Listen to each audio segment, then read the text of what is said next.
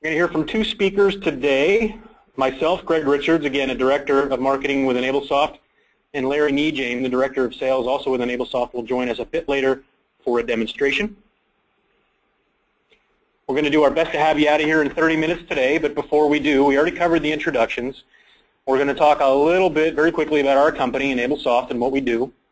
Then we're going to give you an introduction to the issue at hand, card breaches and how to automate their responses. We're going to introduce you to the automation technology. We're going to give you a case study. We'll demonstrate that technology, and then again, if there's time at the end, we'll wrap up with some Q&A. So quickly, let's just talk about who EnableSoft is. Who are we? Well, we at EnableSoft really are about what's possible today. We're an innovator in productivity and efficiency solutions. We've been doing it for the better part of about 2 decades now. We're a partner to nearly 500 banks and credit unions. Of that, we're fortunate to call about 1/3 of the top 1,000 and about 1/2 of the top 100 financially performing banks as customers. And we are located in beautiful, sunny Orlando, Florida. So we're going to talk a lot about breaches today and how to better respond to them. But first, let's start with some of the impact that potentially breaches have had on your financial institution.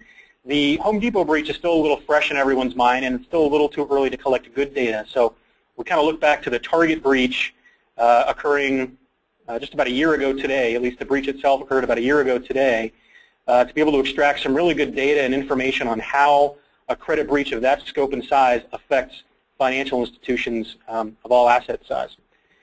In July, American Banker magazine introduced a survey report. They surveyed 600 or 700 financial institutions and collected data about how the Target breach affected them, and then they published it in the form of a study.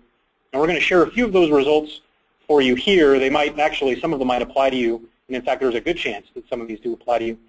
What we're really concerned with is the kind of the blue and the orange bars here.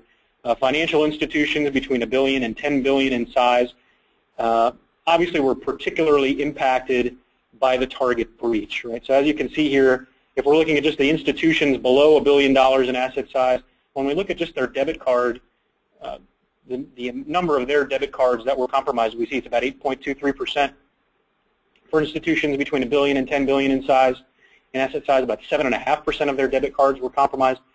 If you're an institution, obviously, with only a few cardholders, these numbers probably don't impact you. However, if you've got 10,000 or even 20,000 or 30,000 or more cards that are compromised as a result of this breach, these numbers quickly become significant. And they really become significant because of the cost associated with responding to these breaches. So in this next chart, again, this is data that was pulled from that American Banker survey back in July. We're looking at the hard costs associated with responding to a breach. And when we talk about hard costs, we're talking about, in some cases, the cost of mailing and stationery and paper and things like that to notify customers. But in general, we're talking about real hard costs in the form of labor. The amount of money that you had to pay your employees to come in over a weekend, let's say, or stay after hours to cancel and reissue cards that were, in this case, compromised in a Target breach. So again, you can see that institutions under $1 billion in asset size, it cost them about $11 per debit card to reissue during that breach. In the case of credit cards, it's even higher. It's $12.75. It makes sense that the larger the financial institution, because of the economies of scale, the less that per debit and per credit card cancellation amount gets. So $6.45 to reissue a debit card for $1 billion to $10 billion in asset size financial institution. $5.63 to reissue a credit card for a $1 billion to $10 billion financial institution. Again, if we're talking about a breach where 10,000 or even 20,000 cards are compromised in just debit cards alone, you could be looking at a cost anywhere between $11,000 and $20,000 in real hard costs to pay people to come in and cancel and reissue cards that were jeopardized or compromised. Now, what about soft costs? So we covered the actual the monetary amount that we have to pay to bring people in to cancel and reissue cards. This is a quote, again, taken from that survey, and this will be the last slide that we show from that survey before we get into the content. But when we talk about soft costs, we're talking about the impact on your customers and on your community that might not be immediately recognizable, but that sure enough is bound to be felt down the line or even immediately in the response that you receive from your cardholders and customers. This particular representative from one financial institution spent over 323 hours by 32 employees, it's about 10 hours per employee, to facilitate the responsibilities of administering the required procedures necessary to complete this debit card compromise. Doing so pulled people off the floor, pulled people away from serving customers and serving the community, and it was a detriment to the bank and the communities we serve. So here we see an impact that might not be immediately measurable in terms of dollars and cents, but it is an impact, a soft cost nonetheless, that is felt thanks to a major breach, like the Target breach. So enough about that. We have, as I said, almost 500 banks and credit unions as customers here at EnableSoft, and when we talk to them, we find that there are several things that all of them do, all of them eventually end up automating in order to better serve customers quickly when a breach strikes. And they work quickly to identify compromised cards. In most cases, that's not waiting until they receive a compromised alert management system or a CAMS alert from their card provider. They work quickly to adjust limits on those suspected compromised cards to mitigate any exposure for their cardholders. They note those accounts, so when the customers come in and ask why their spending limits have been reduced, the CSR or the phone rep is able to tell them. They reissue cards, obviously, quickly. They add a hot card status to those compromised cards, and then, again, they quickly notify their customers via email or mail or both. In each of these cases, this is a manual process. Usually, it's a manual process that's critical to serving customers and mitigating risk for them and mitigating risk for you. So how you're doing it now, again, in most cases, it's an MUP, a manual unstructured process. You're doing these things by hand. If you're lucky and you've got a larger IT department, you've got a team that can perhaps create a custom program for you, perhaps a macro or some other sort of scripting technology that can automate this process for you. If you have that IT department, that's usually a very sort of proprietary process that they're not willing to open and share. Or, of course, in the case of an especially large breach, 20, 30,000 cards and so on, you can outsource your response to your core provider, often at tens of thousands of dollars perhaps per instance to reissue these cards. Let's focus today on just the MUPs, the MUPs, the manual unstructured processes. That's really what we're talking about today when we talk about automation as an alternative. If you're doing things by hand, there's a few downsides. Number one, we're pulling resources away from more important projects. Again, those are those soft costs that we talked about. That's pulling people away from serving customers in the community to cancel and reissue 10, 20,000 cards manually. You're preventing teams from building value in important ways. Rather than working on projects, customer service, sure, but maybe it's time to market for that new DDA product or what have you, you're pulling teams away from those value-building projects and instead putting them on less valuable projects like hot carding and reissuing. It's costly, obviously, as we've seen, to the tune of maybe $11 or $12 per card in some cases to cancel and reissue cards. And it's unstructured. You could have 30 people doing the job, and they might do it 30 different ways. There's really very little rhyme or reason to some of these unstructured manual processes that go on inside of financial institutions. And card breach responses and recoveries are no different. There's oftentimes not a manual that shows the right way to do things. We would like to suggest to you today that there's probably a better way to prepare and automate your response to the next breach. We're going to show that to you in a minute, but we just want to kind of prep you and say that in doing that, by preparing a plan that includes automation, which we'll unveil here in the next slide, you can get cards in customers' hands faster. You can reduce exposure for your institution and the customer, and that's very important.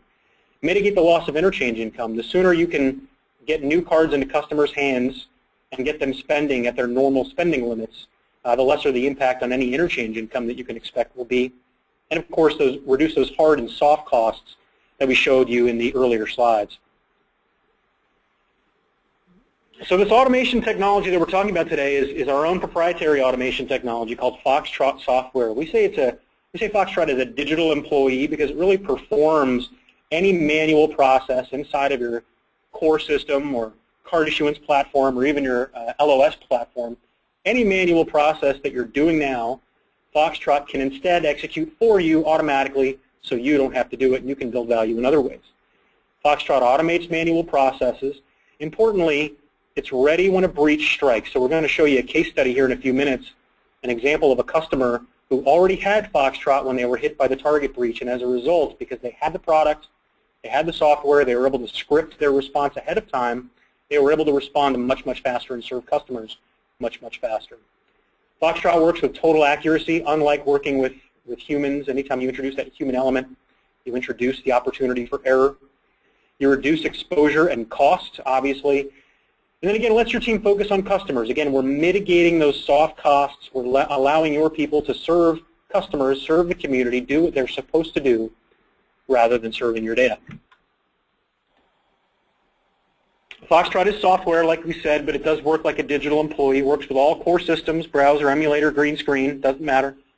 Enters, changes data just like you would, but faster and much more accurately. Your systems actually see Foxtrot as just another employee, so all of your audit trails and security rules are maintained. And it can be learned by and implemented by anyone, even non-technical, non-IT personnel, inside of about 3 hours. So how does Foxtrot help specifically? Well, again, as we'll show you kind of here in a case study, Foxtrot is really used to, number one, identify those compromised cards. Foxtrot works inside of your core, your card platform. In the case of the target breach, for example, in the example that we'll show you here in just a minute, the customer used Foxtrot to search for any transactions that were made in Target stores in a certain period of time and return those card numbers. Those card numbers were then assumed to be compromised long before the bank ever received a CAMS alert. Foxtrot can be used to automatically adjust spending limits, issue new cards, add a hot card status inside of your core and card platform, add notes inside of the core. Again, so when the customer comes in and talks to your CSR, that CSR is armed with information about what's going on. Notify customers via email or populate Word documents or other word processing documents with customer information. Foxtrot does all of these things in sort of a cyclical way, as you see here, working with your applications. So let's illustrate that very quickly here in the form of a case study. We're not going to give you the name, obviously, but this is a $500 million, a $500 million bank located in the Northeast, a current EnableSoft/Foxtrot customer who had 900 cards compromised in the target breach. Importantly, again, they were already a Foxtrot customer when a breach struck, so they were prepared when it happened. 3 days after a card breach was announced, or 3 days after the target breach was announced, rather, this was a Friday, still no CAMS alert had been received by the bank's personnel. They took it upon themselves instead then to use Foxtrot, like we said, and scan all their transactions for any cards that had been used in a Target store in the 2 weeks after Black Friday, again in 2013. It turned out to be about 10% of their card holders, those 900 compromised cards were. So they used Foxtrot to automate their response. So Foxtrot was used to auto-populate an email and email notifications. Foxtrot went in and adjusted spending limits for customers, again, just like a human would. Rather than having people do this for you, Foxtrot went in and reduced PIN transaction limits from $3,500 to $1,500 and zeroed out signature transactions. So these suspected compromised cards, signature transactions were disabled on those 900 for those 900 card holders. Foxtrot works fast. 40% of those cards issued, 40% of cards were issued on day one. So on that Friday, they decided to take it upon themselves to automate their response. By that afternoon, 40% of suspected compromised cards had been reissued. On day two, which was actually a Monday, the remaining 60%, so 100% of their cards had been reissued within 48 hours of taking upon themselves to discover 900 cards were compromised.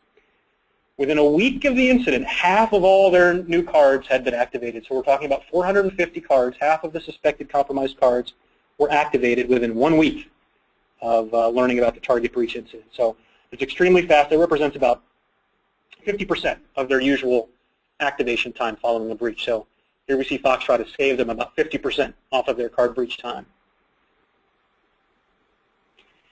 So the ROI, the return on innovation as we call it, when it was really cranking at its height, Foxtrot was reissuing about 6 cards a minute and updating about 10 accounts per minute, obviously much, much faster than any human can work.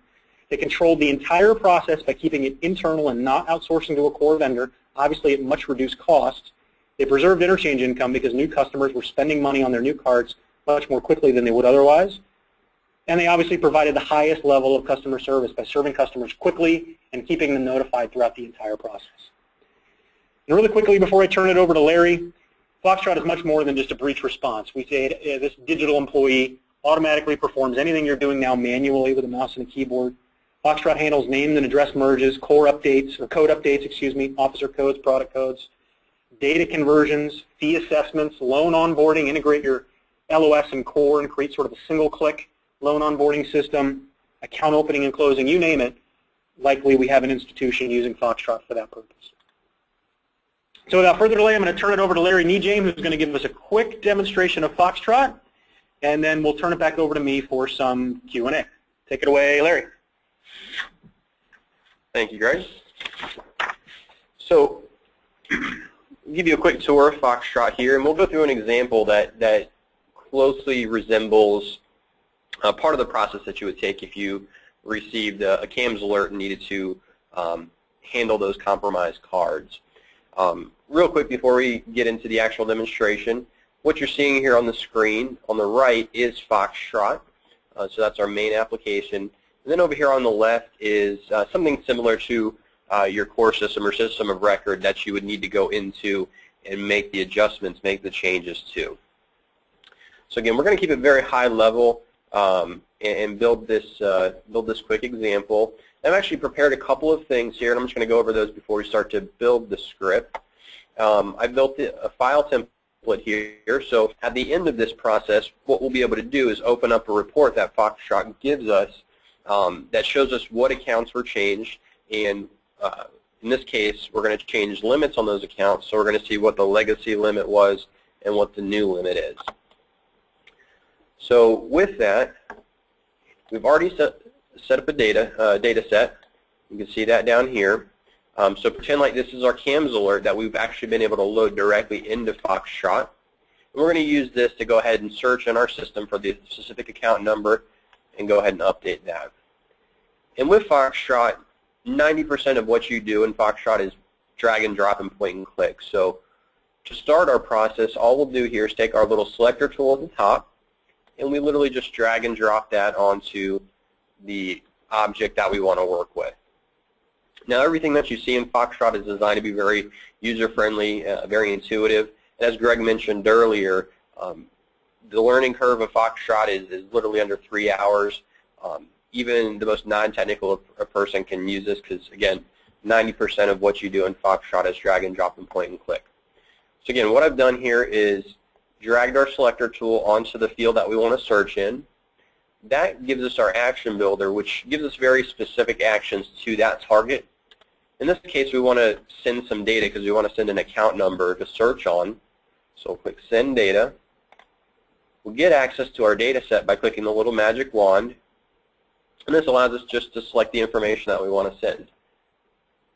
And again, we're just clicking and dragging and dropping. So again, we'll repeat that process. We'll tell Foxtrot to click Go. And as you see, as we run or as we build these steps, Foxtrot will execute it. So what you see here is Foxtrot pulled up that account. Here's that account. Now on these accounts, we have the field down here, this 3,000. We'll pretend like this is our limit for this purpose. We'll need to go ahead and adjust that. So again, we'll tell Foxtrot to come down here and click Modify. So again, what we're doing here is literally teaching Foxtrot the exact same steps that we would teach a person. Now, I've actually got this set up so where there's variable limits on these accounts. Some have 3,000, some have 2,000, some have 1,000. And what we want to do is actually have Foxtrot adjust each one of those limits to 10%. What you saw in that case study earlier that Greg presented was a very basic adjusting of the limit. It was $3,500. And we wanted to adjust that to $1,500. This time we're actually going to be a little bit more dynamic with it, just to show you some capabilities of Foxtrot. What we're going to do here is actually copy whatever the legacy limit is off of that record. So go ahead and copy that off. I've actually pre-built a couple of variables in here, which are just temporary storage places for data. We'll go ahead and store that back here. Now what we can do is actually run a calculation. So we can say we want to take 10% of whatever that current limit is and make that the new limit. So we'll get our variable, and we'll just run a quick calculation. We'll say times 10%. And then we'll go ahead and store that back into our new limit variable, and then plug that back into our system. So again, very simple. All we're doing is drag and drop in, and again with that calculation, if you can operate a calculator, you can operate that calculation. Now we've adjusted it. I want to show you one other thing here. Let's say another part of handling these compromised cards is closing out accounts. So let's say we need to change another field in here to show this status is closed. We'll go ahead and again drag and drop onto that field. And with Foxtrot's smart targeting technology, Foxtrot recognizes that it's a drop-down and gives us additional options to choose from. In this case, a select item. We'll choose a specific one. So aside from adjusting the limit, we'll mark it off as closed, and we'll say that we've completed updating that record. And lastly, I want to have Foxtrot go ahead and write the information that I've captured out to my output file. So I'll tell it to write that data file. Now since I've run this record, I'll check it as done. Foxtrot will do this automatically for the rest of the records, but since I did this manually through the first record, I need to check it off. And we're ready to go. I'm going to go ahead and just crank this up to slow speed and click play. So what Foxtrot will do from here on is repeat those exact same steps that I taught it. And you'll see it working here. Now at the end, what we'll have is essentially a spreadsheet, again, that tells us what accounts were changed, what the legacy limit was, what the new limit is, so we can quickly glance at it and make sure everything looks good. So we'll run through these here. And again, I'm running this at slow speed so we can see it working. Foxtrot will work as fast as the application will work, so you'll get many more records per minute than what you're seeing here. As Greg mentioned in the case study, that one customer was getting about 6 records per minute, closing out accounts or reissuing the cards, and that was going through multiple screens. We're only going through about 2 screens here.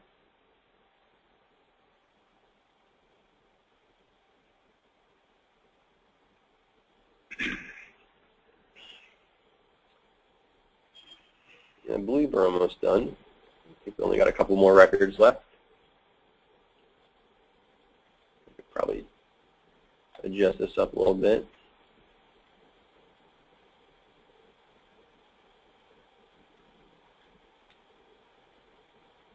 But what Foxtrot does as well, like Greg mentioned, it works with multiple platforms, pretty much any core system. Works with Windows applications, browsers, and green screens, emulators. And if, let's say, you're working with the browser and it takes a second or two for a page to load, Foxtrot will wait for that page to load. So I'm going to go ahead and scroll back here, open up the output file, and here's our output file, formatted a little bit odd, and we can do this. So here's our account number, here's our legacy limits, and here's our new limits. So Foxtrot provides us that output file that we can quickly glance at to make sure everything was run correctly. With that, I'll turn it back over to Greg. Okay, thanks Larry for that demonstration. We'll go ahead and open up our presentation here. Second.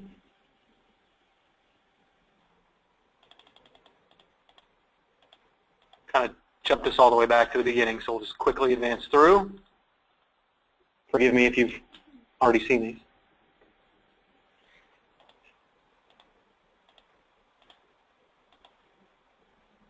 Okay, so this would be a good time now with a few minutes left. If you have any questions, this would be the time now to please go ahead and submit those questions. and we will certainly do our best to answer any that you have got.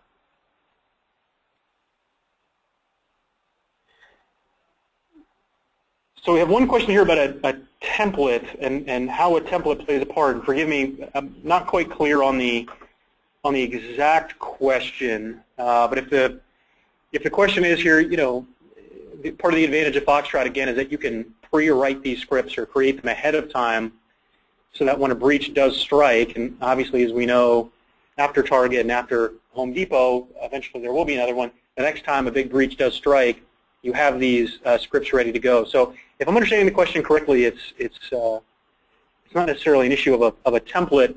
They're typically built, again, just as Larry showed, through dragging and dropping. So you're dragging the target onto the field you wish to either copy data from or send data to, or buttons you wish to click, and then selecting the appropriate option from our menu. It looks like there's a follow-up question to that too. How do you build a template? And I don't think we'll have the time here to really show that, but we can certainly have a follow-up call or follow-up discussion and share that in more detail. Essentially what that file template allows you to do, though, it is create custom reports with Foxtrot. Again, we just saw a simple one here of account number, legacy limit, new limit, but you can literally put any type of information on that template that you want to provide whatever kind of output file you need. So we have one question here, and I'll let Larry field it, but will Foxtrot work in multiple applications at once, or would it require different scripts to complete? Could one macro send, or could one script send an email, modify a card, and then add a message to an account record, or would each action require a different script since 3 programs are involved? It's a great question. You can handle that all in one script with Foxtrot. Foxtrot can work with multiple types of applications at the same time. So if you have one system that's an emulator, one system that's Excel, one system that's a Windows application, Foxtrot can work with all of those at the same time in the same script. A way for you to organize that, I didn't show it in the demonstration, but on the right section of the script center is a task section. You can literally organize your tasks, your scripts into multiple tasks, somewhat like multiple chapters in your script to handle different processes. Great. Thanks, Larry. Just looking at a few additional questions here. Can Foxtrot scripts be run on different computers with different screen resolutions? Yes. Unlike a macro, Foxtrot is object-oriented, not positionally oriented. So regardless of your screen size or resolution, or even if the window is minimized, Foxtrot will always work so long as the object that it's looking for, let's say a submit button, is present. Foxtrot will find it on your screen regardless of where it resides and go ahead and take action with that object. So we're running out of time here. I'm sorry if we missed any questions. If you did ask a question and we didn't get to you, we'll be sure and follow up with you after the event via email. But I do want to provide our contact information here. This is how you can get a hold of us. If you've seen what you've liked here today and you're interested in Foxtrot and learning more about Foxtrot, here's our contact information.